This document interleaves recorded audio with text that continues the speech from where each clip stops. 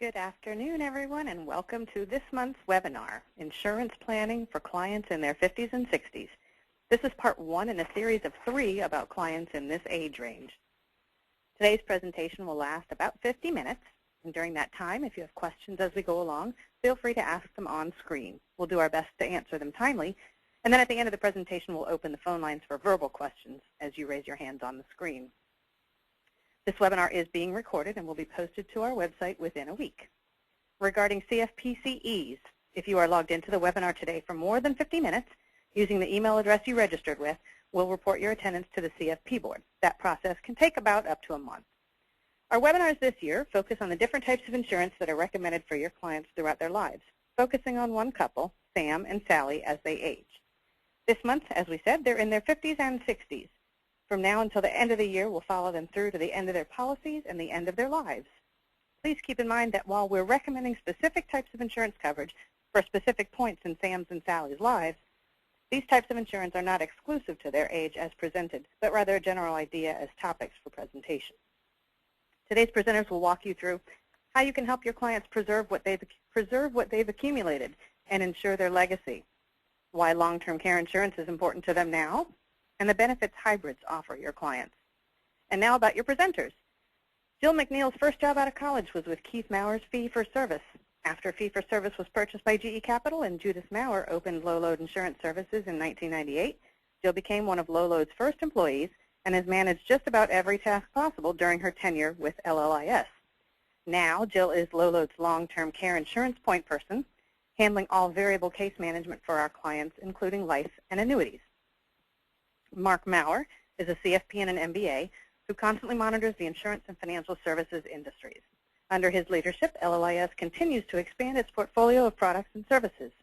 His dedication, along with his unique industry perspective, education, and experience, allow him to build upon the LLIS traditions of cutting-edge information and customer service that fee-only financial advisors and their clients have relied upon since 1992. He's a member of the National Association of Insurance and Financial Advisors, and a frequent speaker for NAPFA, ACA, Garrett Planning Network, and other organizations seeking insurance-related education. And as of January this year, he's the CEO and president of LLIS. To start us off today, please welcome Jill.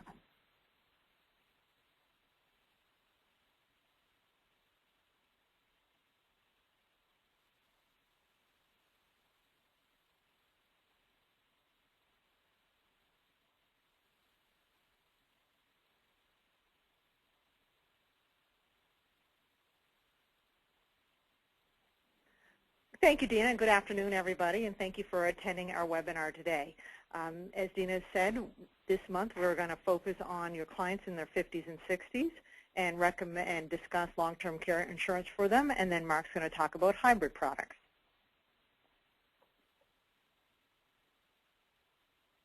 Okay. And we're going to age these clients from last month, as Dina said, use the same clients and age them into their 50s and 60s. Sorry, bear with us here. We've got a little bit of technical difficulty, and we can't advance the screen. Here we go. This is a quote that we picked because we felt it reflected well on our discussion today, especially the first part of the discussion. There are 4 kinds of people in this world: those who have been caregivers, those who are currently caregivers, those who will be caregivers, and those who will need caregivers. And this is a quote by former First Lady Rosalind Carter. And again, we felt this was appropriate for today's discussion. If you of your clients haven't fit into one of these 4 categories, it's probably just a matter of time before you do. And as you see, it becomes part of your life as you age. What will we talk about today? I'm going to give you some long-term care statistics, going to show you that there's a good chance that your clients will need some long-term care services in the future. I'll give you an idea how that will affect theirs and their families' lives, and give you an idea of the costs. Then we're going to talk about the newest change in the long-term care industry, the companies moving to gender-specific rates. We'll also look at tax deductions for long-term care premiums, and then Mark will take over and talk about the long-term care hybrids. 70% of people over age 65 eventually will need some long-term care at some point in their lifetime. 69% of people will use some form of long-term care services for an average of 3 years. 1 in 3 older Americans fall every year. Falls are a leading cause of both fatal and non-fatal injuries in people over age 65, and falls often lead to the need for long-term care services.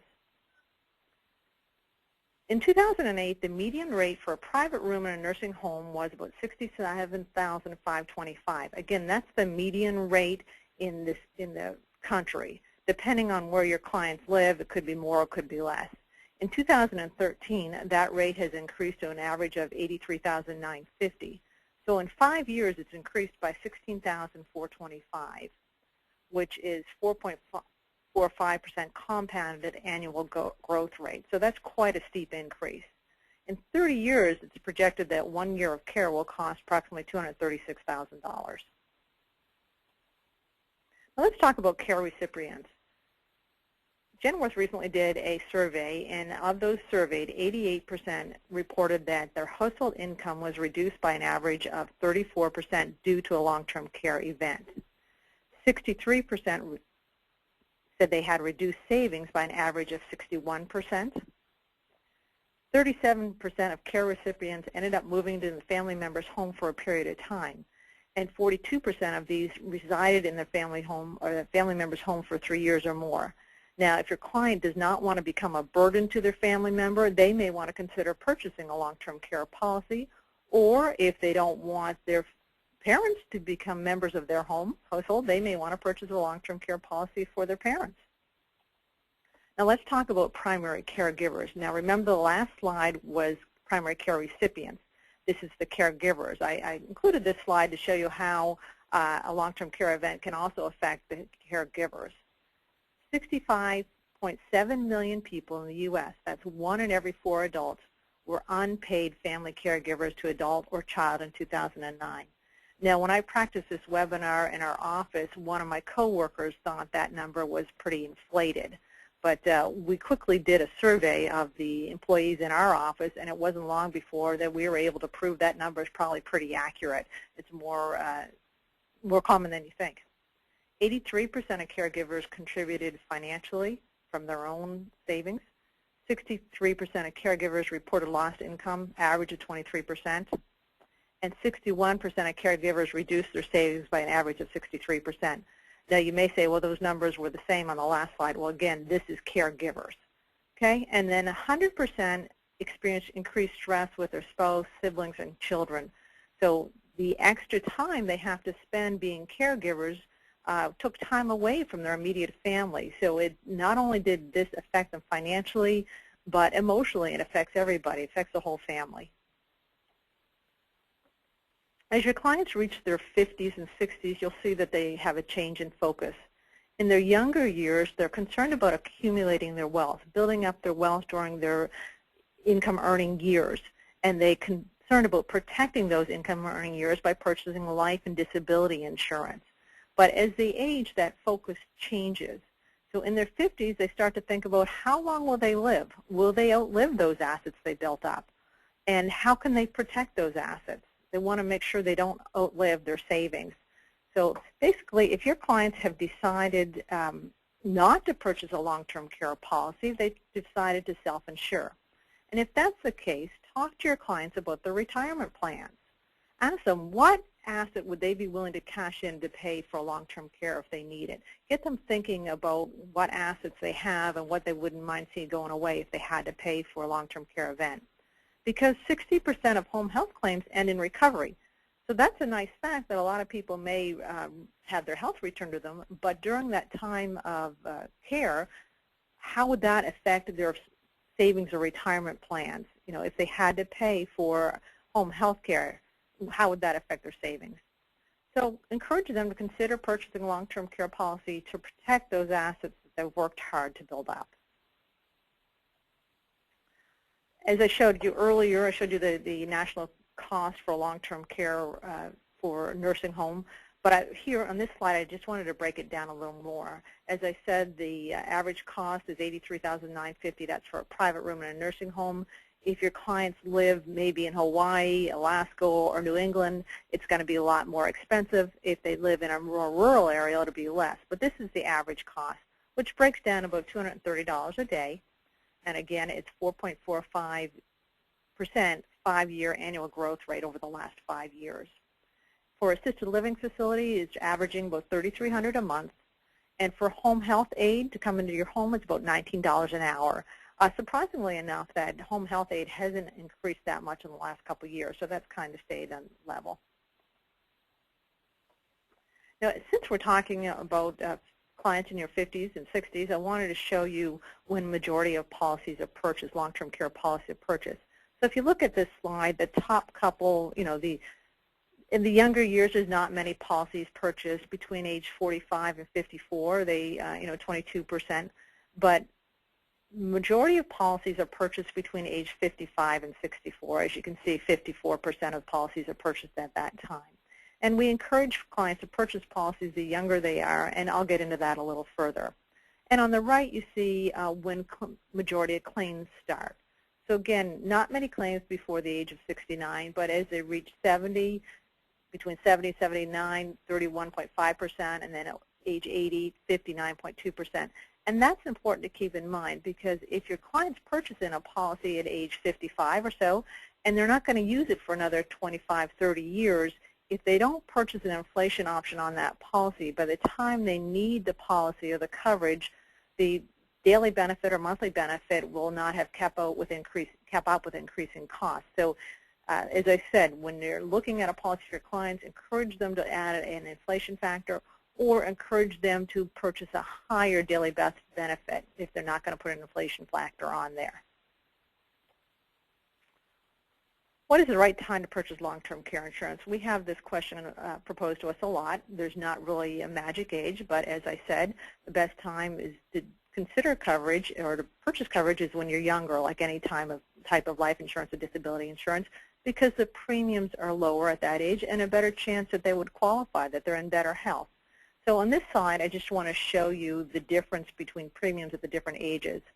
So let's consider you have maybe 5 clients walk into your office today at different age groups. And I just want to give you the range of prices for the different age groups. So in this case, we're going to consider a policy for $150 daily benefit, 5-year benefit period, 90-day elimination, 5% compound inflation. So let's say your first client is age 45. His annual premium today would be $2,778. A 50-year-old would be $3,030, so not a big difference.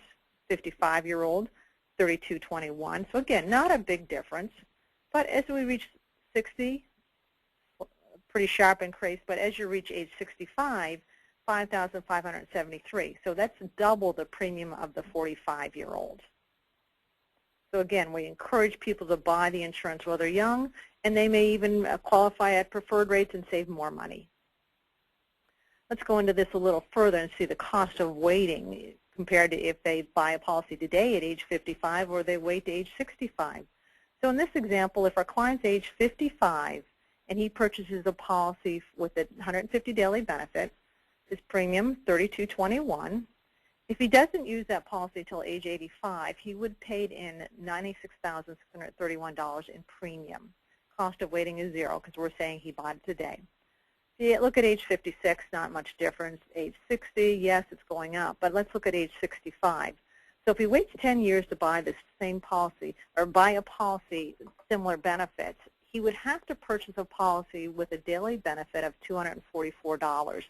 Because keep in mind that policy had 5% compound inflation option on that, and that $150 benefit would have grown to $244. So at age 65, he'd have to buy that daily benefit. His annual premium would be $9,066. If he doesn't use the policy till age 85, he would have paid $181,314 in premiums, and the cost of waiting would have been $84,683. So again, it just emphasized the benefits of purchasing a policy early.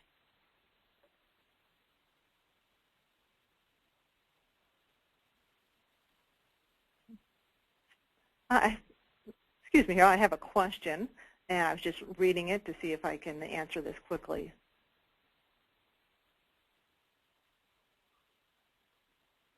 That's okay. I'm gonna move on. I thought it was something I could answer quickly, but I wasn't able to. Okay, let's move on. Now let's talk about designing a long-term care policy for your 55-year-old client. A lot of times we have advisors or clients come to us and they know their clients need a long-term care policy, but they're not sure what benefits to recommend. We have a formula that we use or a pattern that we use to design a good comprehensive policy. And again, this is a starting point or a ballpark. This is just to give you an idea of the range of costs. And then once the client looks at it, we can alter it. But again, this is a starting point. So the first thing we looked at is the benefit amount. We would look at the cost of care where your client lives. I have a website or a couple websites that I can go to look at the cost of care where the client lives. And then we have what we call an 80% rule. So the number that the website gives me includes the cost for food and other essentials that your client already has in their budget. Approximately 80% of the number is what it would cost them out of pocket for the nursing home, that private room in the nursing home. So we often recommend 80% of the cost of care. Elimination period, we generally recommend a 90-day elimination period. A majority of your clients have a 3-month emergency fund, so they could pay out of pocket for 90 days. And if we have the option, we prefer to recommend an elimination period built on calendar days. Calendar day elimination period is usually quicker and easier to satisfy. So it may cost the client a little more to have this added on to their policy, but we think it's worth what it costs.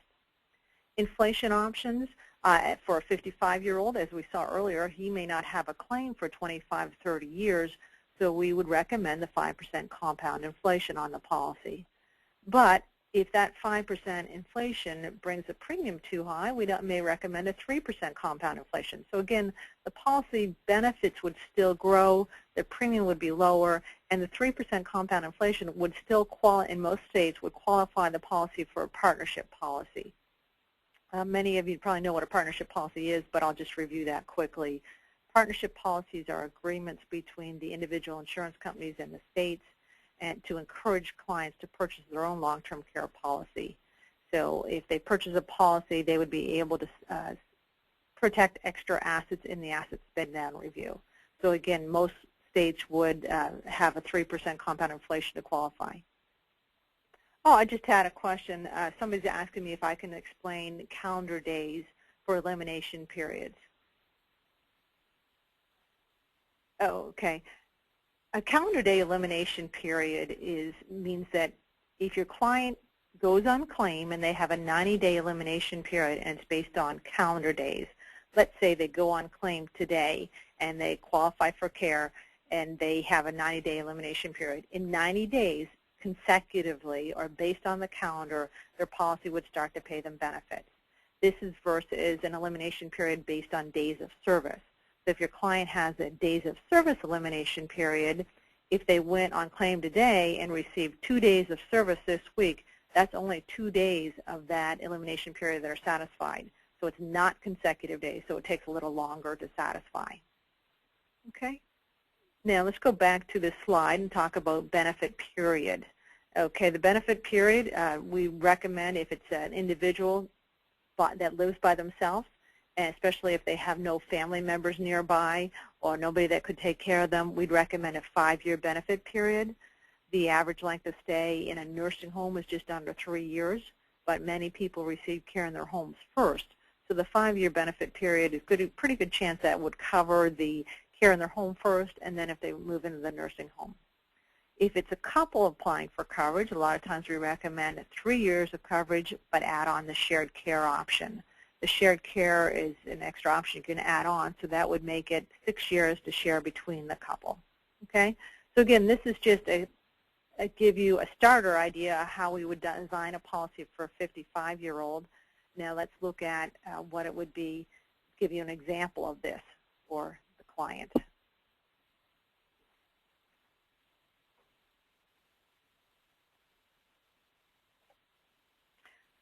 Now let's look at Sam and Sally. If you tuned in last month, we talked about Sam and Sally, and now in this month we're making them age 55. They've aged quickly. Let's assume they live in New Jersey. So let's talk about the benefits I just described for a 55-year-old. So with Sam and Sally, we do the 5% compound inflation. $260 daily benefit is what is 80% of the cost of care, the average cost of care in New Jersey. And again, I'd recommend the 3-year benefit period with the shared care and the 90-day elimination period. And this gives you an idea of what the premium would be for them. And this slide lists the 5 long-term care companies that we work with. We've picked these companies because we feel they're good, solid products with good companies. So in this case, Sam and Sally, the Mutual of Omaha has the lowest premium for them at $87.69. Okay, let's change gears a little bit here and talk about the most recent change in the long-term care industry. As you know, the long-term care industry has gone through a lot of changes in the last couple of years, and the most recent change was this moving to gender-specific rates. Genworth was the first to go to the gender-specific rates in the spring, and then John Hancock was soon followed suit. The reason they've gone to the gender-specific rates is because about 2/3 of long-term care claims are by females, and the claims by females last longer than males. So the insurance companies have decided that they're going to adjust their policies to reflect this. This is kind of what the life insurance industry has done for years. Males have paid more for life insurance premiums because they die at younger ages than females. So again, the long-term care industry is kind of catching up with this.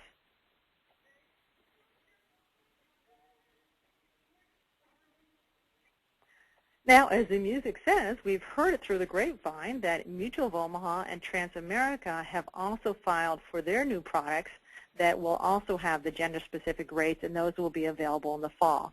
We're not sure in many of the details on this, but we do know that it's coming. So if you have a single female client that's considering purchasing long-term care insurance, they should purchase it now, because soon they won't be able to there won't be many options for unisex rates. So let's look how that has affected single females. And I'm sorry, I didn't mention the gender-specific rates. The result of that is that the rates for single females applying by themselves are much higher than they used to be. The rates for males are lower, but for single females applying by themselves, they've increased. If you have a couple applying together, the rates are about the same. The unisex rates are about the same. Okay? I just had a question come up asking who's writing long-term care insurance in California right now. Of the companies we work with, John Hancock, Mass Mutual, and Transamerica are all writing insurance in California right now. There may be other companies, but those are the 3 we work with. We've been told that Genworth will be coming out with their new product in California in August. That's not definite right now, but that's their goal. So we should have the product in California by Genworth at that time. All right, let's go back to our slide here.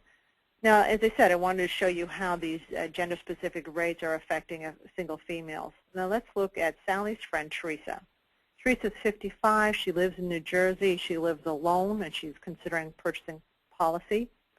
5% compound inflation. Again, she's 55. She's pretty young. We'd add that on. Daily benefit, recommend is $260. 5-year benefit period. Lives alone. Needs options because she doesn't have anybody to take care of her. We'd recommend the 90-day elimination period. And because she's alone, we may recommend the waiver of home health care premium added onto this policy because she would need assistance with care right away.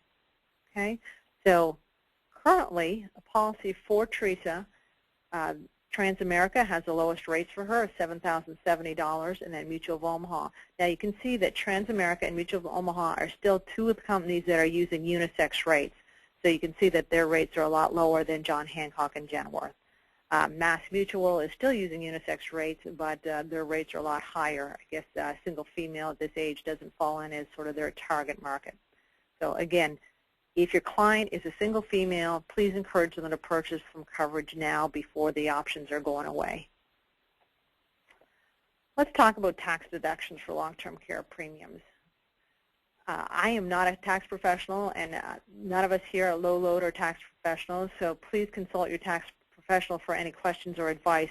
Today I just wanted to give you an overview or a brief introduction to the benefits or the tax deductions on long-term care premiums. Some states offer more incentives for your clients to purchase long-term care policies, so check on that with the different states. Now let's consider tax deductions for an individual, and let's look at Teresa again. She's an individual who itemizes her tax deductions. So her medical expenses, including their long-term care premiums, are deductible if they exceed 10% of her adjusted gross income. If she was 65 or older, it's still at 7.5% until 2016. The long-term care premiums treated as medical expenses are limited to the eligible amounts defined by an IRS age-based table. And here is that IRS table. So Teresa, at age 55, she falls into that category of age 51 to 60. Her 2013 eligible premium is $1,360. So let's look at an example for Teresa. So again, she's age 55. Teresa's gross income is $55,000. We're saying that she's a teacher. Her medical expenses, excluding the long-term care premiums, are $6,000. Her annual premium for that tax-qualified policy that we looked at earlier, remember with Transamerica, was $7,070. Now, to calculate the deduction, we would look at the eligible premium, remember from that IRS table, was $1,360 at age 55. Her total medical expenses, the $6,000 medical expenses, plus that long-term care premium, eligible premium of $1,360. So her total medical expenses, $7,360. 10% of her adjusted gross income is $5,500. The medical expenses that exceed that 10% of the AGI is $1,860, the $7,360 minus the $5,500. Her total itemized deduction permitted is $1,860. Okay, not a big amount, but it helps. Now let's talk about tax deductions for a self-employed individual, and we're going to consider Sam in this case, and we're saying Sam is a CPA. He can deduct 100% of the out-of-pocket premium up to the age-based eligible premium on that IRS table. So it'll be the same premium for Sam. It's not necessary to meet the adjusted gross income threshold of 10%. So self-employed does not need to meet that threshold. The deductible amount includes eligible premiums paid for his spouse or his dependent. So this can include the premium for Sally. So in this example, we have Sam and Sally, both age 55. Their household income is $100,000. The annual premium for that long-term care policy we're looking at, the $150 daily benefit, 5% compound, $8,769. Now to calculate the deduction, the eligible premium from that IRS table, $1,360 times 2, because again we have Sam and Sally, so it gives you a total of $2,720. So their gross income less the deduction is $100,000. Their gross income minus that premium, eligible premium, $2,720, gives a total of $97,280. Now let's assume Sam hires somebody else and he becomes a partnership. Let's look at the tax deductions for him now. He can deduct 100% of out-of-pocket premium up to that age-based eligible premium on the IRS table. The organization or his company would pay the premium. Sam must include the long-term care premiums paid for his or her benefit in his adjusted gross income. He may deduct 100% of the age-based eligible. He may deduct up to 100% of that age-based eligible premium amount, and is not necessary to meet the AGI threshold. So in this example, again, Sam is 55. His household income $100,000. His long-term care premium for he and Sally is $8,769. To calculate his deduction, you take the eligible premium again from Table 1, that IRS premium, $1,360 times 2 for the both of them, $2,720, and his gross income less the deduction is $100,000. Plus, you have to add in that $8,769 for his long-term care premium, but then you can deduct the $2,720 from the IRS table, gives him a total of $106,049. Now, this we have saved the best for the last. The best benefits for a C Corp. When the business pays the premium for the employee, spouse, or dependent, the business can take 100% deduction or total premium paid. The deduction is not limited to that age-based eligible premium on the IRS table. So this is a big benefit. They're not limited to that $1,360. The employer can be selected in the classification of employees it covers. So it can carve out certain employees and decide who they want to cover. and the deductible amount includes eligible premiums paid for the spouse or dependent. And then for the employee, the entire long-term care premium paid by the business is excluded from their AGI, even if the premium exceeds the eligible premium amount in the IRS table. So again, this is a win-win situation for C Corps. It's a nice bonus for them. All right. At this point, I'm going to turn this over to Mark, and he's going to talk to you about hybrids.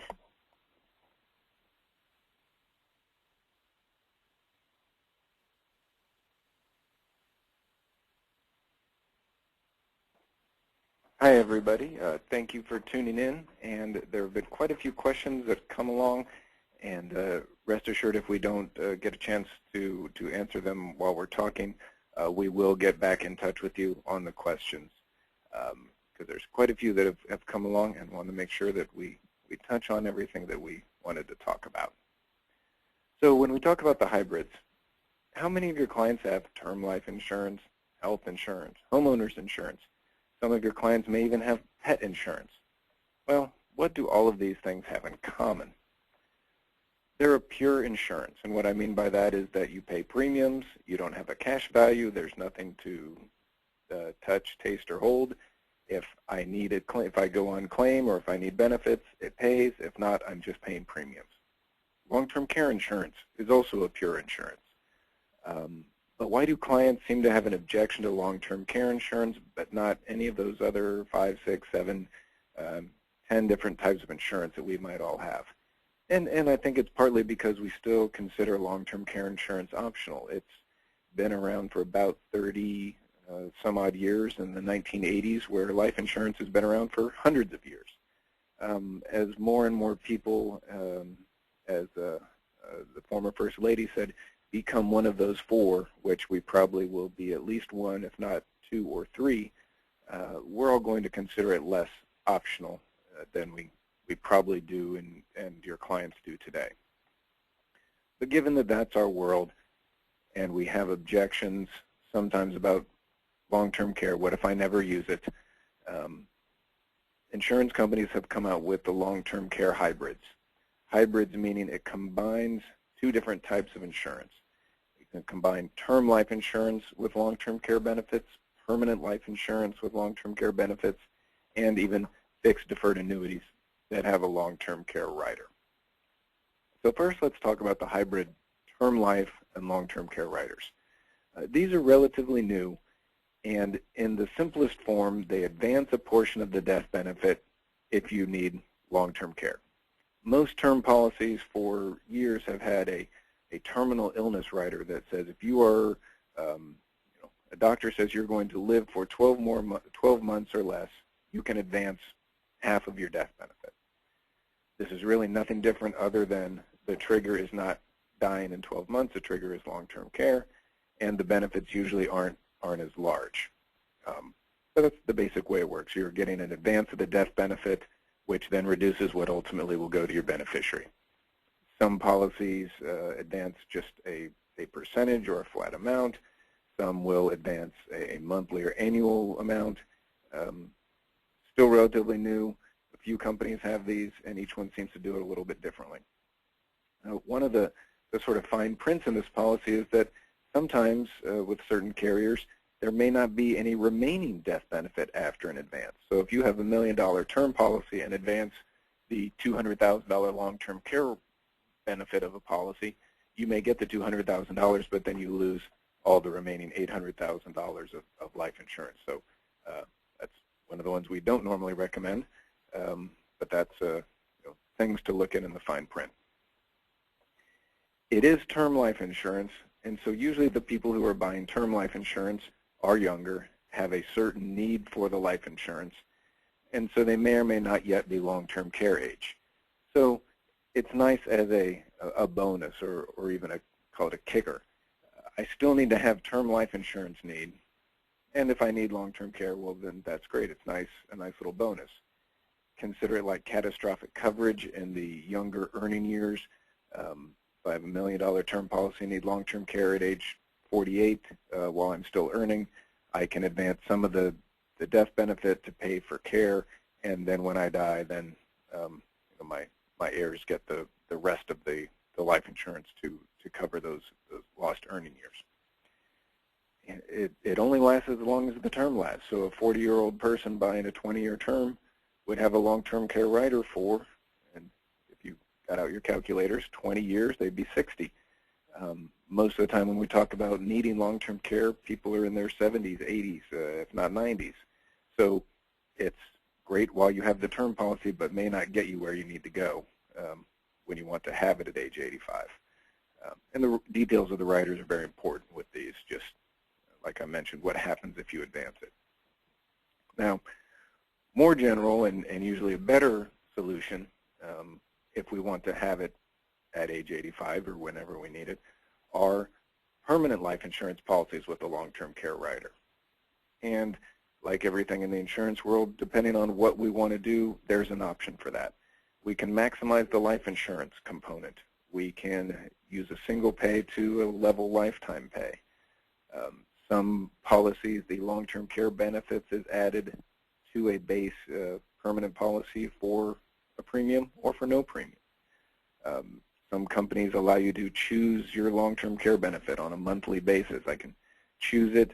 I can add an inflation option. I can specify how many years I'd like the benefits. All those things either increase the premium or reduce the premium, increase the face amount of the life insurance or reduce it. And so the total paid out in these policies will be a face amount of the policy up to a certain amount or a combination. Where I mean a combination, many times we expect that someone who has a $500,000 policy may advance $200,000 of it and then die, leaving the $300,000 to their beneficiaries. So Sam, who's 55, he's a preferred non-smoker. He has $73,000 cash values in an existing life insurance policy to 1035 exchange to a hybrid policy. He has life insurance, has cash values, likes life insurance, wants to make sure he leaves something to his heirs, but at the same time likes the idea that if he needs long-term care, I have that benefit available there too. So if we look at Columbus Life's Advisor Plus UL, the $73,000 guarantees a $382,000 death benefit for the rest of his life, no more premiums. With this particular policy, the long-term care benefit is in advance up to 40% of the death benefit up to $250,000.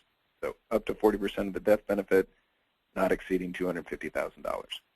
And in this case, Sam, at some point in time, needs long-term care. He can advance $192,000 in a cash lump sum, which then reduces the remaining death benefit to $229,000. This situation, because we can't use all of the policy for long-term care, or as we'll see later, even more than the policy for long-term care, this is what we consider maximizing death benefit, the $382,000. If he never needs it, somebody gets $382,000.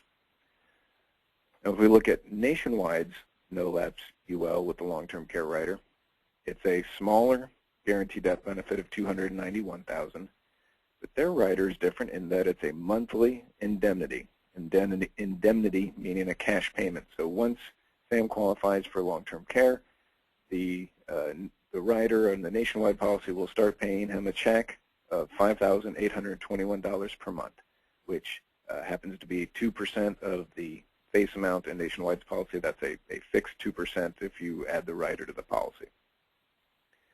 With the Nationwide policy, the maximum long-term care benefit equals the death benefit. So in this case, $291,000. With our Columbus Life, more life insurance, couldn't use all of the life insurance. In this case, Nationwide, we know that $291,000 will either go to Sam to pay for care, to his heirs as death benefit, or some combination of the two. This policy, it maximizes the flexibility. With some of the other policies we're going to touch on, they use a reimbursement. A number of the long-term care policies use a reimbursement for qualified benefits. In this one, it's an actual cash check of $5,821. So you could hire home health care providers. You could hire could pay your son or daughter to provide care. So it maximizes the flexibility with what you do with the benefits. This one is a great option for annual premiums. With some of the other policies, especially the next ones we're going to touch on, require an upfront premium. And this is, again, I talked about keeping the client whole. If I have a policy, I can use my assets and leave life insurance to my beneficiaries. I can use the policy for long-term care benefits and leave the assets to my beneficiaries. But either way, I'm leaving that amount I'll either use or pass on, but I know what that fixed amount is. The third type of policy is sometimes called asset-based care, and this is really a one-policy design. With the nationwide policy, you choose to add the long-term care rider on or not. The Lincoln National Money Guard policy is probably the most well-known one. Pacific Life and Genworth have a similar design policy. It's a UL policy with long-term care benefits. The long-term care benefits aren't an additional rider. It is a core design of the policy, meaning you couldn't buy the policy and not have some sort of long-term care benefits to it. The nationwide policy, you could. So it's really designed to be heavier on the long-term care benefits. This is, I touched on this in the last slide. These policies are designed to be either a single pay or up to a 10-pay premium option. You can't pay on those to your age 95 or age 100. It will have, the trade-off is going to be that it has the smallest death benefit, but that the long-term care benefits can be many times the death benefit, and as I mentioned, on a reimbursement basis. Another thing that's really neat about these policies is a guaranteed return of premium. And so with a single premium, if the client puts in $50,000, at any point in time, they can walk away and get their $50,000 back. There may even be some earnings if they've never died, obviously, because then somebody gets a death benefit, or never used any of the long-term care benefits. So you will always be able to have, if the client put in $50,000, using my example, a death benefit that's higher than that, a long-term care benefit that's much higher than that, and worst case scenario, they walk away and get back their $50,000. One question came up, is any portion of the premium deductible if you buy a hybrid policy? I wish, but it is life insurance first with a long-term care rider. So today I don't know of anyone that, I haven't seen anything that allows it to be deductible, and I probably want to see a private letter ruling if somebody says it is. So here's Sam, age 55, and here's the Pacific Life policy I mentioned. Remember the other policies, the death benefit was $300,291. Pacific Life policy, the death benefit's only $75,000. Put in $73,000, small death benefit proportionally. But I've created a 3-year benefit period, a 5% compound inflation option, $31.45 monthly benefit. So in year 1, my long-term care benefit pool is almost $119,000. So where I touched on guaranteed $73,000 of cash value, guaranteed $75,000 if I die, guaranteed $119,000 long-term care. But what's interesting about this one and what makes these exciting is that at age 80, my long-term care benefit has grown to over $400,000. And by the way, all of these are guaranteed. The guaranteed death benefit, guaranteed cash values, guaranteed increases on the long-term care benefit, guaranteed long-term care benefits. So there aren't rate increases on these. All these numbers would be guaranteed. Guaranteed return of premium. And so where I talked about the differences, not maximizing the life insurance, not maximizing the flexibility, but maximizing the long-term care pool. We talk about the asset-based care, it's that one policy design. Here's where the flexibility comes in. I could pick a 5% compound or a 3% compound, a simple option. I could say I want it to be 5 months or 7 months or 5 years or 7 years. But the long-term care benefits are the primary component. Remember with Sam, $73,000 of cash value, only $75,000 death benefit. But in some years, $400,000 of long-term care benefits. And again, this is what makes these policies attractive to clients who have that objection about paying for something. It's either going to pay a long-term care benefit, it's going to pay a death benefit, or you can get 100% of your money back. Just that simple. Now, earlier in the year, Jill done a long-term care presentation where we mentioned things that have changed in the industry and that lifetime long-term care benefits are gone. Well, on standalone long-term care policies, that's still true. But state life's asset-based care, which is a hybrid policy, a hybrid life insurance policy with long-term care benefits, they still have a lifetime long-term care benefit on those policies. It's available on an individual policy and on a second-to-die policy. Sort of the same 2% design. The long-term care benefit is 2% per month out of the life insurance policy. Now, what's neat, if it's a second-to-die policy, both husband and wife can be on claim at the same time, and each getting 2% of the, they don't share the 2%, they each get their own 2%, so 4%. It can be designed as a single pay, a 10-pay, a lifetime pay. Flexibility in the premiums funding on this policy, too. So Sam and Sally are age 55 and both preferred, and they come to you, and they say they would like a, through the course of discussions, you'd like them to have $5,000 monthly long-term care benefit. And because they have some other assets, inflation may not be as important to them as it might be to other clients. And they're in this sort of second set that says, I like the idea of the hybrid because I do have some assets, and let's look at it. So base of $5,000 in monthly benefits, so we look at a $250,000 survivorship policy. Survivorship life insurance, meaning it's a second to die, death benefits paid at a second death. 2% per month with a lifetime long-term care benefit. The annual premium is $5,270. So what I looked at is if they live to age 100, and they may or may not, they're 55, they're preferred, but I'm not making any plans for my 100th birthday party. But consider that age 100, they've paid the $5,270 all years. The sum of premiums by that period of time, $237,000. So what do we have? If they had died and never used the benefits, we've guaranteed that their heirs got more than what they've paid in. So that's a win. If they've ever needed the long-term care, they would have had $5,000 a month they could both have used for their lifetime. So that's a win. Some of these things are, once we find out what someone needs as far as getting that long-term care protection, there are ways to get them covered. And our last thing we're going to touch on is the hybrid annuity. It's a fixed deferred annuity, unfortunately not available on a variable annuity yet. The long-term care benefit is multiples of the single premium.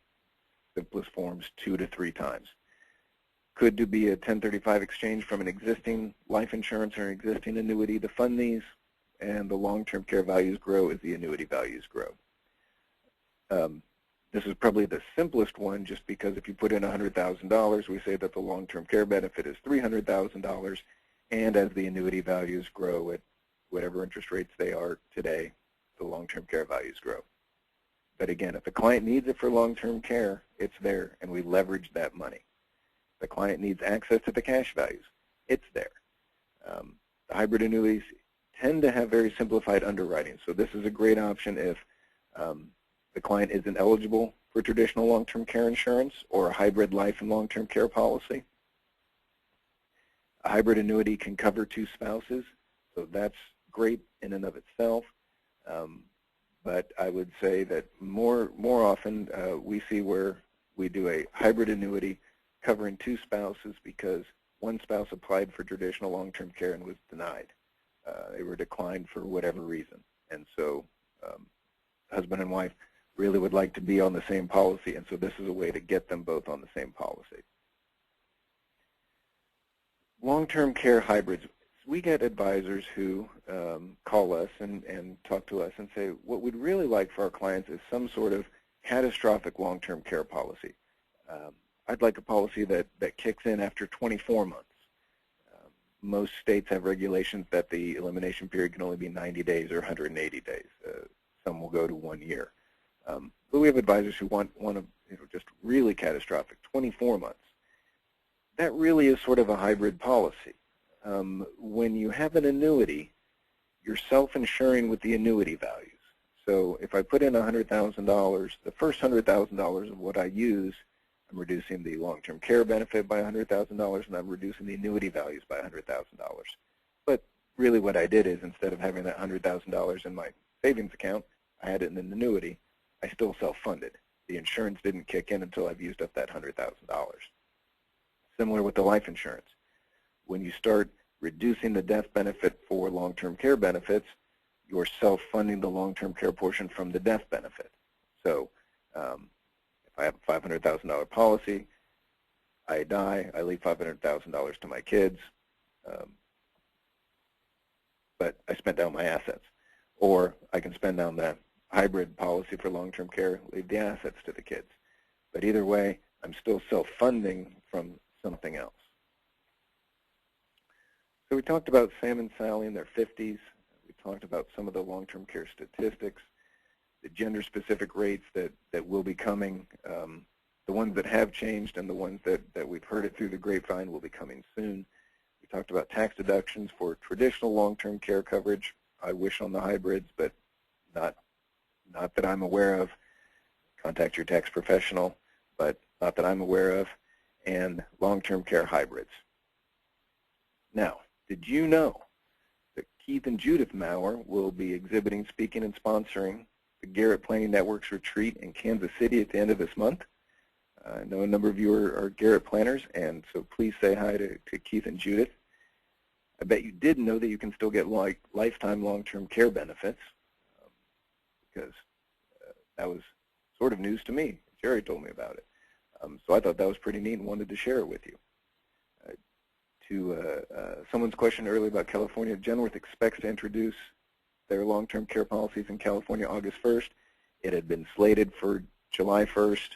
We got a notice that they weren't going to make it, and so now it's tentatively August 1st. On LLIS.com, we have two news you can use. I have a hard time saying that every time. Items next week. We're going to, the digital applications is already on there. It's called Wake Me Up Before You I Go, or something like that. And the hybrids, we're going to have that out shortly. And registration is available for our LLIS Academy here in sunny Tampa for next year. It has CE credits, insurance education, me. What else do you need? And I don't know why they're laughing so hard over there. So for those of you who are new to low-load insurance services, what are the top 10 things that make us different from other insurance people you may have worked for in the past or may have worked with in the past? We do free monthly webinars like this, designed for fee-only advisors and things that help you help your clients better on a daily basis. In August, we're going to touch again on insurance planning for clients in their 50s and 60s, and that's myself and Keith Maurer, and we're going to talk mostly about policy reviews and reviewing policies. And yes, I will get to questions in a minute, and yes, that was wham. Wake me up before you go, I go. But yes, somebody was right, that was wham. And but what makes LOLO different? We're not your competition. Our only clients are fee-only advisors. We work hard to save you time, save your clients money. We do a lot of pre-underwriting to avoid surprises, to find out what clients can qualify for the first time. We're a proud sponsor of a number of different fee-only advisor groups. We enjoy our relationships with all of them, and at the same time, we hope you enjoy working with us as well. We have product specialists in life, disability, long-term care, and annuities. We keep your clients up to date, keep you and your clients up to date with our application information message as the insurance applications progress through the wheels. I'd like to say it's fast. It can be a little slow sometimes. And we manage your clients' policies now and in the future with our APE system. It's our advanced premium email. I think it's my favorite logo we've ever done. But just to let your clients know, you'll have a premium coming up. Pay attention for it so that your clients' policies don't lapse, and try to do everything we can to keep their policies in good standing. So I am going to open it up for, let's see. I have lots of them already online, so I think I'll go ahead and start doing a few of these, and if anybody wants to raise their hand. We weren't able to address all of the questions submitted, so we're going to create a question and answer document and send it out to all of today's participants, and you will receive it by Friday. If anybody would like to raise their hand, feel free to, and unmute your phone. Advisor asked, when would you use a 3% over 5% inflation options or vice versa? In most states, a 3% or 5% compound inflation option qualifies the policy for the partnership program. And I can go into a lot more detail on that, but I don't have time. But a 3% or 5%, each one grows. The 5% grows faster. It really just comes down to cost. At some point in time, both qualify for a partnership, the partnership coverage, and so that's a lot of times what we look at first, and then it's a premium. Especially if you have clients who maybe have more of an asset base than others, and long-term have other assets that could be an additional inflation protection, and then may not need to have the long-term care benefits grow quite as fast as the 5% compound. Let me see. A lot of these are pretty. One advisor asked, if a single male purchased a policy several years ago from Genworth, is it worth reapplying for gender-specific rates? And the answer is no. The key word here is several years ago. I don't know that I've ever recommended anyone replacing an existing long-term care policy. Remember Jill's cost of waiting. You buy a policy at 55 and it was $100 a day and had a 5% compound inflation. Today, he might be 5 years older, but he'd have to buy a policy for $130 a day, and it's just sort of a double whammy. So I would not, it may be, feel free to send it to us to take a look at, but very rarely would I say that that's ever actually going to be a good idea, just because of those two things, the older age premiums and the fact that you'd have to make that new policy based on his older age today.